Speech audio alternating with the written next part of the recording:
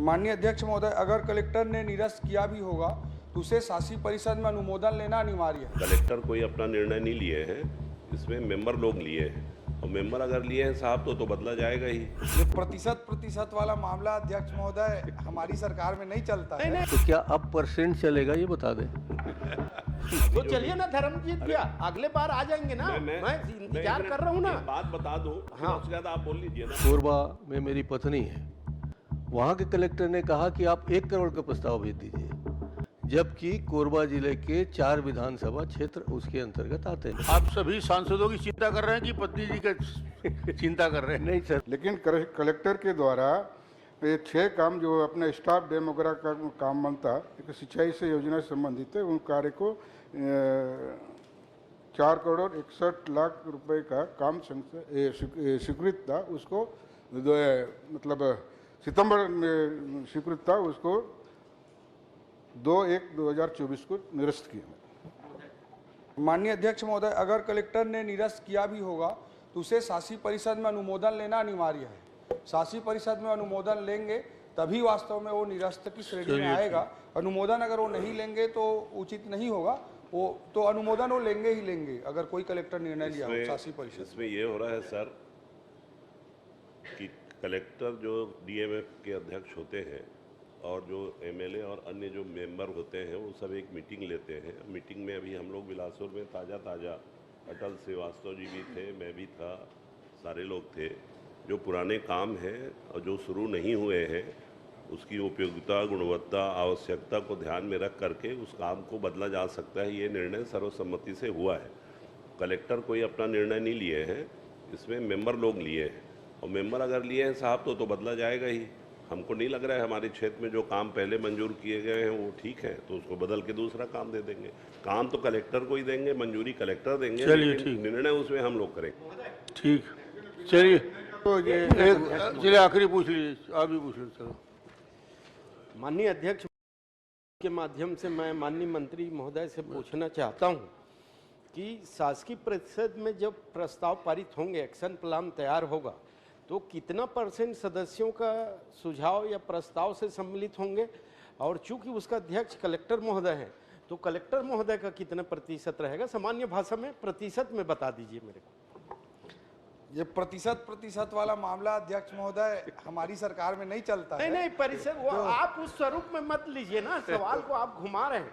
हमारी सुझाव, हमारे प्रस्ताव को कितना महत्व दिया जाएगा, कितना सम्मिलित किया जाएगा? वो 15% का ही चक्कर है। नहीं धर्मजीत भैया, ठीक है ना, वो चक्कर तो खत्म हो गया जो आप बोल रहे हो।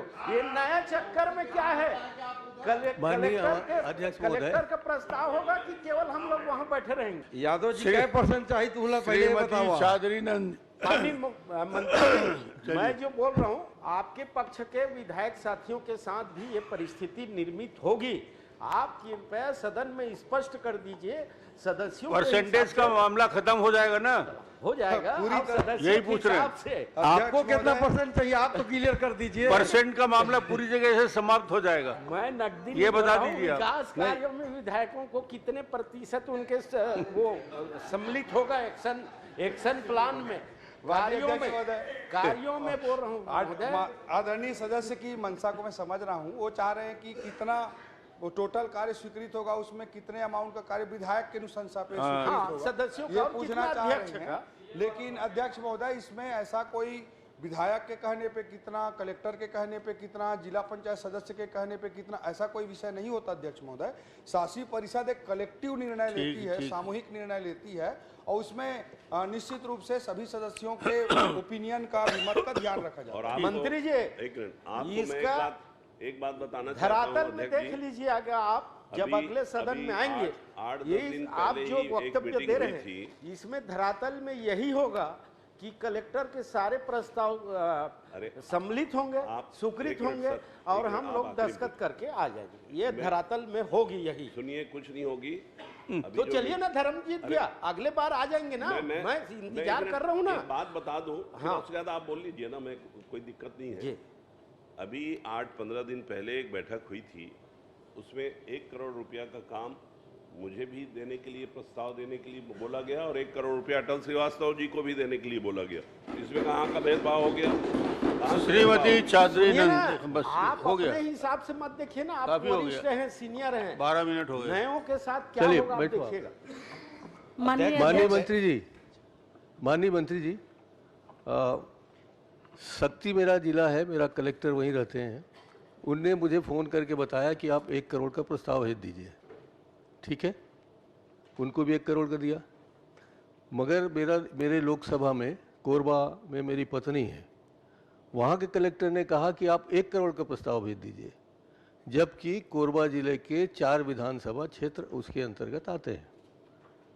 तो प्रतिशत का मतलब ये है कि साकी विधायक, आपके सांसद, आपके सदस्यगण, इनको कुछ आपने ऐसा तय किया है कि 20%, 25%, 40% कितना कितना काम देंगे? आप काम के बारे में बताइए। आप सभी सांसदों की चिंता कर रहे हैं कि पत्नी जी का चिंता कर रहे हैं? नहीं सर, मैं पूछना चाहता हूँ कि सांसदों का क्या हिस्सा है, विधायक का क्या हिस्सा है? ठीक, माननीय अध्यक्ष महोदय, ऐसा गाइडलाइन में, नियम में कहीं पर ऐसा नहीं है कि कलेक्टर का प्रस्ताव ठीक कितना है, होगा, ठीक। विधायक का कितना बता होगा। दिया था आपने।